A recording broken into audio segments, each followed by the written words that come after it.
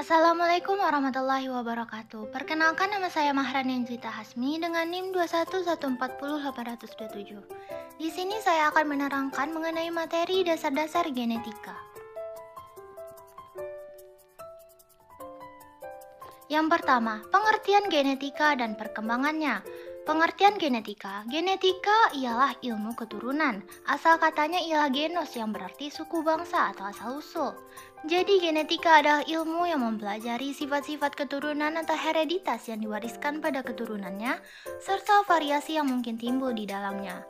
Kedua, perkembangan genetika dapat dibagi menjadi 3 tahapan, yakni pre-Mendel, Mendel, dan post-Mendel. Yang pertama, pre-Mendel, di mana pengetahuan genetika sudah ada sebelum abad ke-19 yang disebut pre-Mendel. Lalu, bangsa Babilonia 6000 tahun lampau telah menyusun silsilah kuda untuk memperbaiki keturunannya. Lalu bangsa Cina sudah mengenal seleksi benih-benih padi untuk mencari sifat-sifat unggul pada tanaman. Juga di Amerika dan Eropa telah dilakukan seleksi dan penyerbukan silang terhadap gandum dan jagung yang asalnya ialah dari rumput laut. Yang kedua, pada masa Mendel, baru semenjak penemuan Gregor Mendel dari 1822 sampai 1884, pengetahuan genetika berkembang, di mana Mendel berhasil mengamati sesuatu macam sifat keturunan, karakter dari generasi ke generasi, dan berhasil pula membuat perhitungan matematika tentang sifat genetis karakter tersebut. Yang ketiga, post-Mendel, genetika molekular DNA.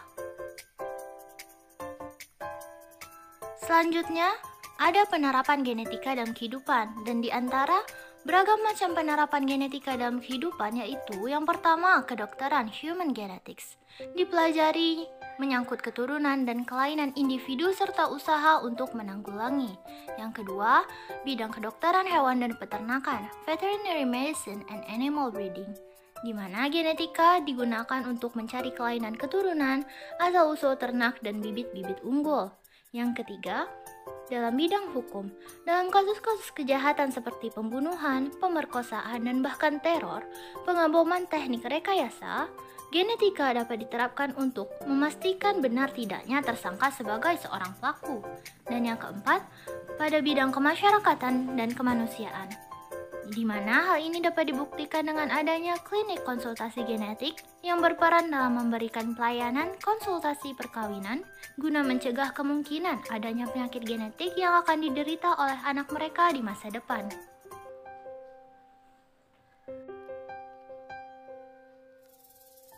Selanjutnya, yang kelima digunakan dalam pertanian atau plant breeding, di mana genetika digunakan untuk mencari bibit unggul pada tanaman.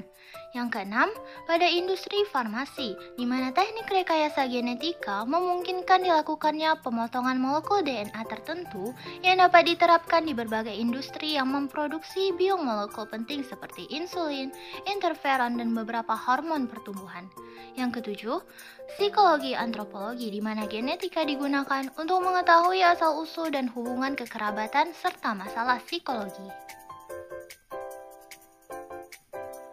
Selanjutnya kita masuk ke prinsip dasar pewarisan sifat berdasarkan hukum Mendel, di mana hukum Mendel 1 yang bunyinya, alel-alel dari gen yang sama akan terpisah atau tersegresi saat pembentukan gamet atau sel kelamin, di mana hukum Mendel ini dapat dibuktikan dengan persilangan monohibrid. Persilangan monohibrid sendiri ialah persilangan dua individu tapi dengan satu sifat beda. Sifat yang dimaksud di sini seperti warna bunga yang disilangkan, bentuk biji, tinggi tanaman, dan lain-lain. Nah, seperti gambar yang ada di samping, misalnya percobaan Mendel tentang persilangan tanaman ercis bunga ungu dan putih. Jadi, awalnya kita akan memotong serbuk sari dari ercis bunga ungu dan menyisakan putihnya. Nah, hal sebaliknya kita lakukan pada ercis bunga putih. Ercis inilah yang kita silangkan dan disebut induk atau parental 1, P1. Ternyata hasil dari persilangan tersebut menghasilkan keturunan pertama atau filial pertama berwarna ungu semua. Kemudian Mendel membiarkan F1 melakukan penyerbukan sendiri sehingga F1 ini kita jadikan sebagai P2, parental kedua atau induk kedua. Nyatanya keturunan yang didapat hasilnya berbeda karena diperolehlah hasil ercis bunga ungu dan putih. di mana hasil keturunan tadi disebut sebagai F2. Karena ercis bunga ungu 3 kali lebih banyak dibanding ercis bunga putih, maka rasionya ialah 3 dibanding 1.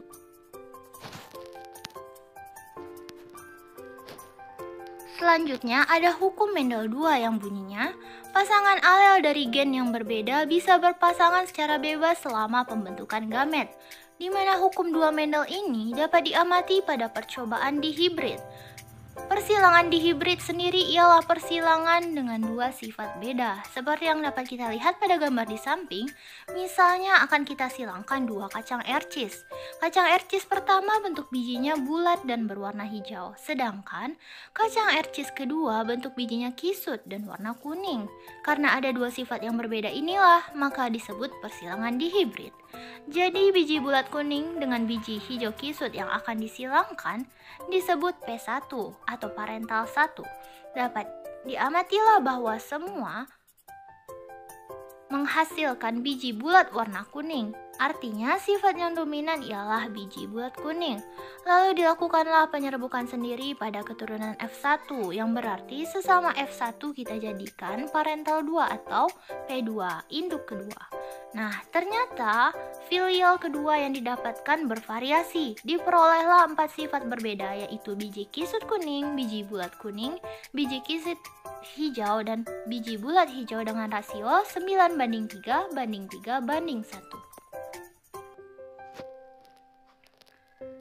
Selanjutnya kita masuk ke struktur dan fungsi kromosom dalam pewarisan sifat pada organisme hidup. Yang pertama perlu kita ketahui apa itu kromosom. Kromosom adalah penebalan benang-benang kromatin ketika pembelahan sel terjadi. Kromosom ini disusun oleh asam nukleat dan protein di mana sel tubuh mempunyai 23 pasang atau 46 buah kromosom. Dan di antara jenis-jenis kromosom ada dua, yaitu autosom dan gonosom. Autosom ini ialah kromosom yang berperan dalam menentukan bentuk fisik selain kelamin. Dan gonosom ini ialah kromosom yang berperan dalam menentukan jenis kelamin, seperti yang dapat dilihat pada gambar di samping. Lalu, bagaimanakah struktur kromosom tersebut? Seperti ada pada gambar, dapat kita jelaskan bahwa kromatid ini ialah salah satu dari dua lengan yang merupakan hasil replikasi kromosom. Lalu ada sentromer yang merupakan pusat kromosom dan tempat melekatnya benang spindel. Lalu ada kinetokor yang merupakan bagian dari sentromer. Nah, benang spindel ini melekat pada kinetokor selama masa pembelahan. Benang spindel ini berfungsi untuk menghubungkan sentriol pada saat pembelahan sel dan untuk menarik kromosom menuju kutub yang berlawanan pada saat pembelahan sel. Selanjutnya, bagaimanakah bentuk-bentuk kromosom? Seperti yang tampak pada gambar, bentuk-bentuk kromosom di antara lain ialah telosentrik, metasentrik, submetasentrik, dan akrosentrik. Telosentrik itu hanya memiliki satu lengan dengan sentromer yang terletak di ujung. Lalu ada metasentrik yang memiliki dua lengan sama panjang dengan sentromer yang terletak di tengah, di mana sentromernya berbentuk V. Lalu ada submetasentrik yang memiliki kedua lengan yang hampir sama panjang, dengan sentromer yang terletak hampir di tengah, bentuknya juga V. Dan ada akrosentrik yang memiliki dua lengan yang tidak sama panjang, dengan sentromer yang berada dekat ujung bagian kromosomnya. Lalu, apakah fungsi kromosom dalam pewarisan sifat?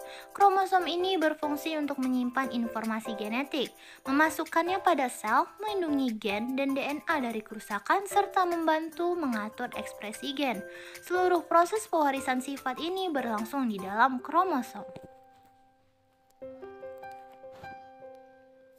Selanjutnya, kita masuk ke materi membedakan struktur dan fungsi pada DNA dan RNA. Sebelum itu, kita harus tahu bahwa gen ialah substansi pembawa materi genetik yang diwariskan dari induk kepada keturunannya, di mana materi genetik tersebut meliputi deoksiribonukleik asid atau DNA dan ribonukleik asid atau RNA. Yang pertama, DNA. Fungsi DNA sendiri ialah untuk membawa informasi genetik untuk diwariskan dan memiliki peran besar dalam pengaturan sel dengan cara meregulasi pola ekskresi gen yang ada. Dan sifat DNA antara lain jumlahnya dalam setiap jenis sel selalu tetap. Kandungan DNA dalam sel bergantung pada sifat ploidy maupun jumlah kromosom. Kemudian bentuk DNA pun antara sel eukariotik dan sel polikariotik berbeda. Pada sel eukariotik, tampak seperti benang tidak bercabang, sedangkan pada sel prokariotik berbentuk sirkuler. Yang kedua, RNA, di mana terdapat 3 macam RNA yang umum ditemukan, yaitu rRNA atau ribosomal RNA yang merupakan komponen pembentuk ribosom dan merupakan jenis RNA yang paling banyak ditemukan di dalam sel, sebab jumlahnya sangat banyak. Lalu ada mRNA atau message RNA, di mana DNA akan melakukan proses transkripsi untuk membentuk mRNA yang membawa salinan informasi genetik dari DNA inti. Dan selanjutnya ada tRNA atau transfer RNA, di mana tRNA ini akan menerjemahkan kode genetik dari mRNA menjadi protein atau polipeptida.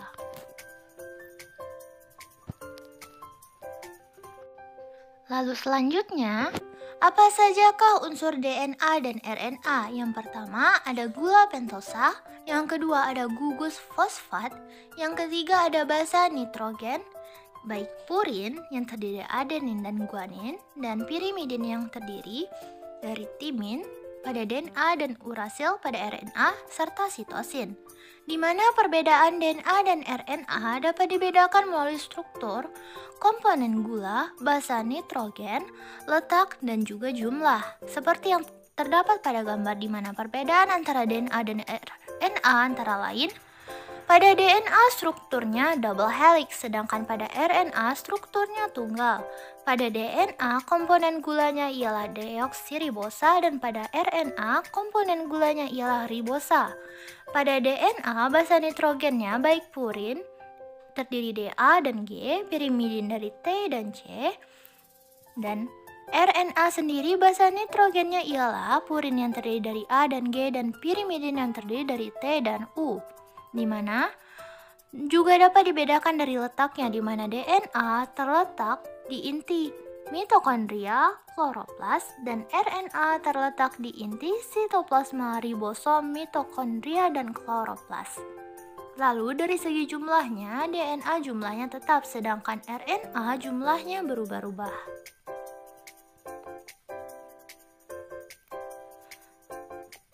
Selanjutnya kita masuk ke proses sintesis protein dalam sel.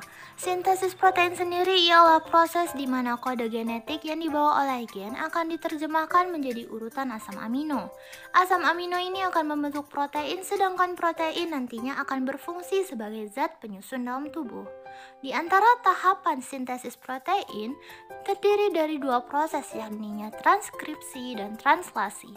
Pada sel eukariotik, transkripsi terjadi di dalam nukleus, sementara translasi terjadi di ribosom yang terdapat pada sitoplasma. Kedua proses ini dapat diringkas menjadi DNA, RNA, protein. Proses ini sering juga disebut sebagai central dogma. Yang pertama, proses transkripsi yang merupakan proses pertama dalam central dogma. Transkripsi sendiri ialah proses transfer instruksi genetik dari DNA ke mRNA. mRNA sendiri bisa dianggap sebagai pembawa pesan, di mana DNA yang terletak di dalam nukleus, sedangkan pembentukan protein terjadi di bagian ribosom. Itulah kenapa DNA membutuhkan mRNA yang berfungsi sebagai pembawa pesan agar kode genetik dari DNA bisa sampai ke ribosom. Jadi tugas mRNA di sini ialah menyalin kode genetik DNA dan membawanya menuju ribosom untuk proses selanjutnya.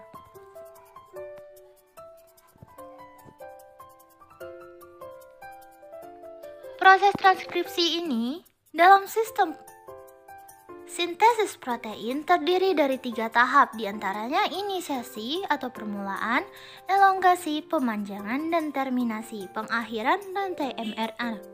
Inisiasi Di tahap ini, RNA polimerase akan memecah untaian DNA. Seperti yang diketahui, DNA terdiri dari segmen-segmen yang disebut gen.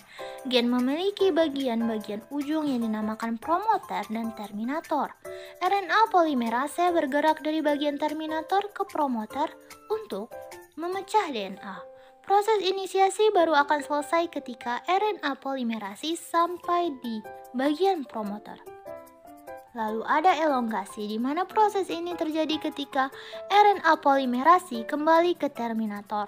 Di sini terjadilah pembentukan mRNA yang menyalin kode-kode genetik DNA. Lalu ada tahap terminasi yang merupakan tahapan akhir transkripsi. Di tahap ini untaian mRNA selesai dibentuk dan lepas dari DNA. Selanjutnya kita masuk ke tahap kedua yaitu translasi di mana mRNA yang membawa salinan kode genetik DNA akan pergi menuju ribosom. Di ribosom inilah terdapat tahap kedua sintesis protein bernama translasi. Translasi adalah proses penguraian atau penerjemahan kode-kode hasil salinan DNA yang dibawa oleh mRNA. Penerjemahan kode ini nantinya akan menghasilkan polipeptida untuk menyusun protein. Nah, sama halnya dengan transkripsi, tahapan translasi ini juga terdiri dari tahap inisiasi, elongasi, dan terminasi.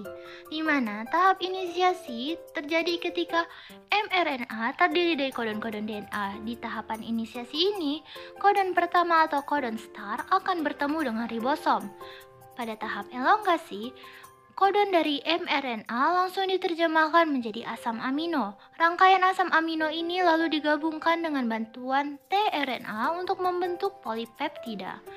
Lalu pada tahap terminasi, tahapan terakhir ini terjadi ketika kodon berakhir atau kodon stop bertemu dengan ribosom. Nah, setelah proses translasi ini selesai, maka didapatlah sebuah rantai polipeptida yang nantinya akan diproses lagi menjadi protein tertentu. Pada saat inilah proses sintesis protein berakhir. Lalu kita masuk ke bagian menelaah nilai-nilai Islam yang berkaitan dengan pewarisan sifat pada manusia. Yang pertama, DNA dianggap sebagai bank informasi untuk tubuh manusia. Terdapat beribu-ribu gen yang mempunyai fungsi masing-masing. Gen-gen inilah yang akan menentukan warna rambut dan mata, tinggi, struktur, wajah, dan berbagai fungsi organ dalam, otak, saraf, dan otot bayi yang akan dilahirkan. Dan Allah menyebutkan perkara ini dalam Quran Surat Al-Baqarah ayat 18-20 yang artinya, dari apakah Allah menciptakannya? Dari setetes mani. Allah menciptakannya lalu menentukannya. Kemudian dia memudahkan jalannya. Maka dari kalimat menciptakan lalu menentukannya dapat diartikan sebagai dilengkapkan keadaannya, yang bermakna menyusun, menetapkan, merancang, mengatur, melihat masa depan, penetapan takdir oleh Allah Subhanahu wa Ta'ala. Yang kedua, dalam Quran Surat Fussilat ayat 53 yang artinya, kemudian akan kami tunjukkan tanda-tanda kekuasaan kami pada alam dan dalam diri mereka, sampai jelas bagi mereka bahwa ini adalah kebenaran. Ayat ini dengan jelas menjelaskan tentang tanda-tanda kekuasaan Allah pada genetika manusia. Yang ketiga, dalam dunia biologi dan genetika dikenal banyaknya DNA yang hadir tanpa memproduksi protein sama sekali.